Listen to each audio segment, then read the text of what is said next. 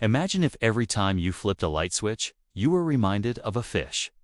Not just any fish, but a creature so bizarre it confused the greatest minds in history, and nearly became the namesake of one of the most important forces in modern life. This is the story of how electricity almost got its name from a fish, and why that story reveals something profound about how humans understand invisible forces. Before we dive in, if you love uncovering the strange origins of everyday things, hit that subscribe button. Trust me, you will not want to miss where this story goes. Our tale begins in the murky waters of the Mediterranean Sea. Sometime around 400 BCE, Greek fishermen would occasionally encounter something terrifying. A fish that could strike you down. Pull one into your net and your arms would go numb. Touch it with a metal rod and the shock would travel up the metal and into your body. The ancient Greeks called this creature the narc, which means numbness. We know it today as the electric ray or torpedo fish, but here is where it gets fascinating. These ancient fishermen had no concept of electricity. They had no framework for understanding invisible forces that could leap through water and metal. So they did what humans have always done when confronted with the inexplicable. They created explanations. Some thought the fish possessed a kind of supernatural coldness. Others believed it emitted an invisible vapor that could paralyze its prey. The philosopher Aristotle himself studied these creatures, noting their numbing effect. For nearly 2,000 years, the torpedo fish remained one of nature's great mysteries. But it was not forgotten. Ancient Roman physicians used these fish as primitive medical treatment. If you suffered from headaches or gout, a doctor might prescribe standing on a live electric ray. The shock, they believed, could cure all manner of ailments. The physician Scribonius Largus wrote detailed accounts of these treatments in the 1st century CE. Was it effective? Probably not in the way they thought, but it was remarkable. They were harnessing a natural electrical phenomenon for medical purposes. Now, let us jump forward to the 1600s, when the scientific revolution was transforming understanding. Scientists were beginning to experiment with static electricity, rubbing amber to create sparks. The English scientist William Gilbert conducted extensive experiments with magnetism and static electricity. He even coined the term electric from the Greek word for amber, electron. But here is the crucial detail. Gilbert and his contemporaries still did not connect these experiments with the shocking power of the torpedo fish. In their minds, these were separate phenomena. Electricity was the crackle of a spark. The torpedo fish was just a biological mystery. The breakthrough came in the 1770s because of another fish entirely. European explorers brought back tales of an even more powerful electric creature, the electric eel. These serpentine fish could deliver shocks strong enough to knock a grown man off his feet.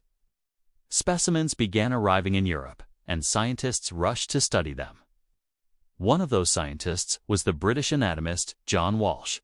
In 1773, Walsh conducted a series of elegant experiments that would change everything.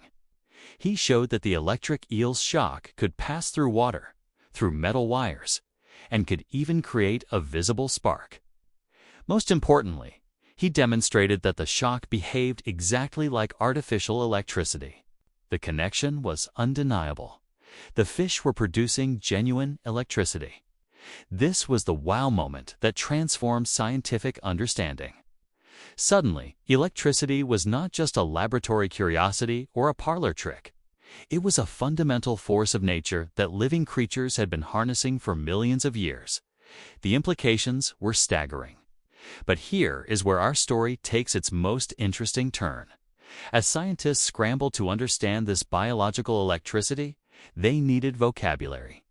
And because the torpedo fish and the electric eel had been shocking humans for millennia, there was serious debate about what to call this mysterious force. Some scientists proposed that electricity should be renamed after its most impressive natural practitioners. Terms like torpedinal force and gymnotine energy were seriously considered. After all, These fish had demonstrated electrical properties long before humans learned to harness them. In the logic of 18th century natural philosophy, naming this force after its natural manifestations made perfect sense. The debate was not trivial. Scientific papers and letters flew back and forth across Europe, with prominent researchers weighing in on the proper terminology. Some argued that the term electric, derived from amber, was too limiting, because it emphasized only the static electricity produced by friction. The fish, they contended, represented a more pure, more natural form of this force. So why did electricity keep its name? The answer reveals something important about how scientific language evolves. By the time scientists confirmed that fish were producing real electricity, the term electric had already become deeply embedded in scientific literature. William Gilbert's work was over 150 years old. Countless papers, books, and experiments had used the term. The infrastructure of scientific language had already been built. There was also a practical consideration. Electricity was not just about the fish anymore. Scientists were rapidly discovering that this force was everywhere.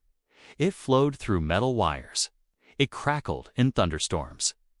It could be stored in light-in jars, early capacitors that amazed and terrified audiences. Naming it after a single animal, however impressive, seemed to narrow for a universal force. But the fish did leave their mark on scientific language, just not in the way you might expect.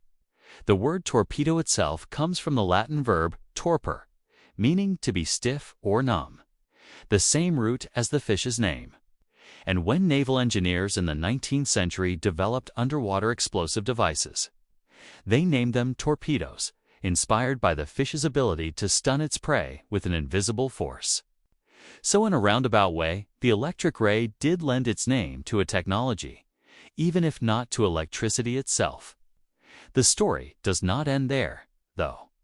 The study of electric fish opened up new fields of research. Scientists like Luigi Galvani and Alessandro Volta built on these discoveries, using animal electricity as a starting point for understanding how electrical currents worked. Galvani's experiments led to the discovery of bioelectricity, the electrical signals that power our nervous systems. Volta's invention of the electric battery was directly inspired by trying to replicate the electric organs of these fish. In fact, electric fish are still teaching us new things today. Modern researchers study their electric organs to develop better batteries and neural interfaces.